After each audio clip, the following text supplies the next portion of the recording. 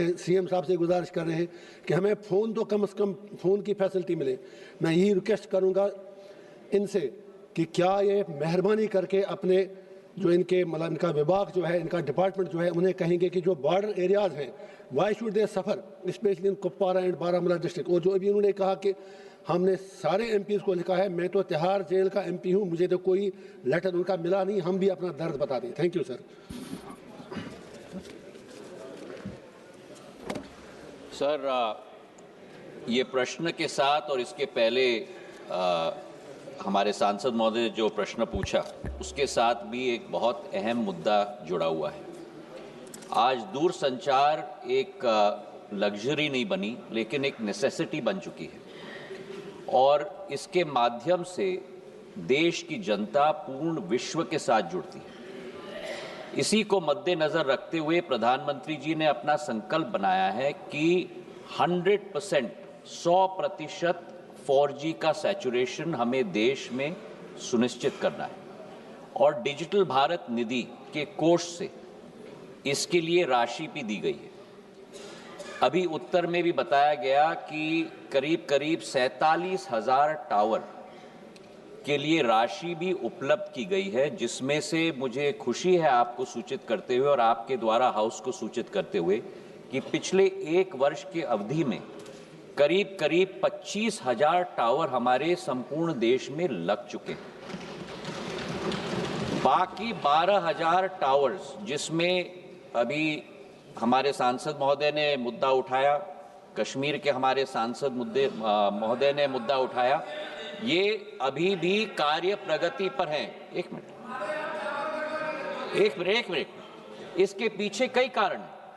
मैं कुछ कारण आपके सामने रखना चाहता हूं। कई जगह सर्वे नहीं हो पाया है, कई जगह राइट ऑफ वे की एक्सेस है, कई जगह राज्य सरकार की अनुमति की जरूरत है। तो अप्रैल के माह में एक टावर के बारे में बैठकर हम लोग ने विश्लेषण किए और 2,415 कारण हैं। हमने एक कारण को रेखांकित किया। प्रदेश सरकार के साथ पत्रचार केवल नहीं, मुख्यमंत्रियों से राज्य मंत्री और मैंने स्वयं बात किया और आज हाउस में आपको सूचित करते हुए मुझे हर्ष है कि 2,415 विषयों में से इस पिछले सोमवार हमने जो कैलकुलेट किया है 1,990 इश्यूज पूर्ण रूप से हम लोग ने सफलतापूर्वक क्रियान्वयन कर चुके हैं। ये मुद्दा हमारा मंत्रालय और भारत सरकार हर हफ्ते के आधार पर देख रहा है और मैं आपको विश्वास दिलाना चाहता हूं कि जो हमने टारगेट पिछले 1 वर्ष में 25,000 टावर किए हैं, ये बाकी 12,000 टावर भी, जिसमें जम्मू कश्मीर भी बहुत महत्वपूर्ण इसमें एक महत्व रखता है, हम संपूर्ण रूप से देश का 100% सैचुरेशन प्रधानमंत्री जी के संकल्प के आधार पर अगले साल तक पूर्ण रूप से हम कर पाएंगे। सर, ये प्रश्न दूरसंचार सेवा प्रदाताओं से जुड़ा हुआ प्रश्न है और दूरसंचार सेवाओं में एक सरकार का संचार सारथी ऐप को प्रीलोड की अनिवार्यता को लेकर एक आदेश कल देश के सामने आया है। उसके बाद मंत्री महोदय ने उस पर स्पष्टीकरण कुछ दिया है कि वो ऐप प्रीलोड किया जाएगा, लेकिन बाद में आप उसको डिसेबल कर सकते हैं। वो चॉइस यूजर्स को देने की आपका एक स्पष्टीकरण आया।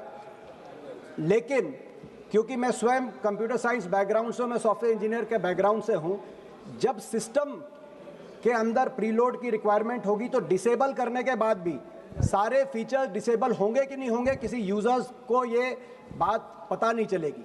तो कहीं ना कहीं ये जो एक अधिकार है निजता का, उस पर कोई बड़ा प्रहार तो नहीं है। कहीं ये जो स्नूपिंग के प्रश्न उठ रहे हैं पूरे देश में, इसको लेकर सिविल राइट्स एक्टिविस्ट से, कंप्यूटर साइंस एक्सपर्ट से, उनको लेकर मंत्री महोदय क्या कुछ कहना चाहेंगे?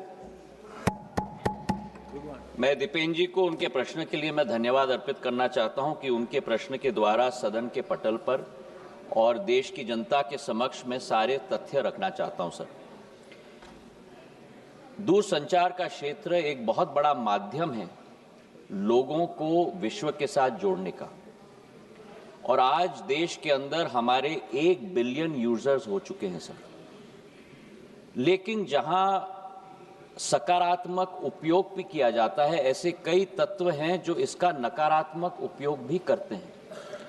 और सरकार का दायित्व तो होता है कि देश की जनता और हर नागरिक को उस नकारात्मक प्रयोगों से हम लोग और तत्वों के से हम लोग जोड़ पाएं और सुरक्षित रख पाएं।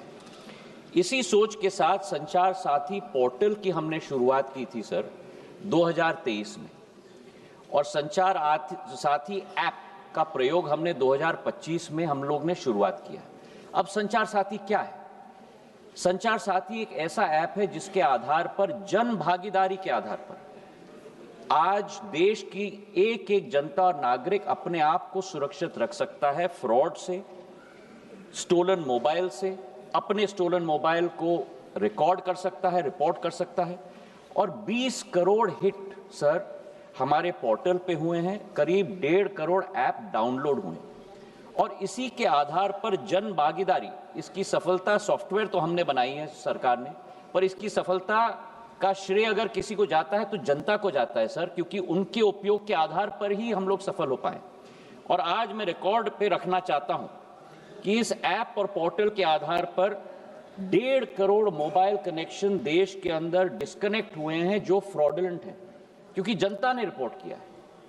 करीब 26 लाख स्टोलन हैंडसेट हम लोग ने ट्रेस किए, 7 लाख स्टोलन हैंडसेट जो उपभोक्ता है उसे हमने वापस भी कर दिया है, और 41 लाख मोबाइल कनेक्शन डिस्कनेक्ट हुए हैं, 6 लाख फ्रॉड हम लोग ने ब्लॉक किए। इसी के आधार पर हम लोग ने ये कोशिश की कि हम लोग हर एक नागरिक को वो चॉइस दें, क्योंकि ऐप फोन पे है इसका मतलब नहीं है कि वो ऑटोमेटिकली ऑपरेट हो जाएगा।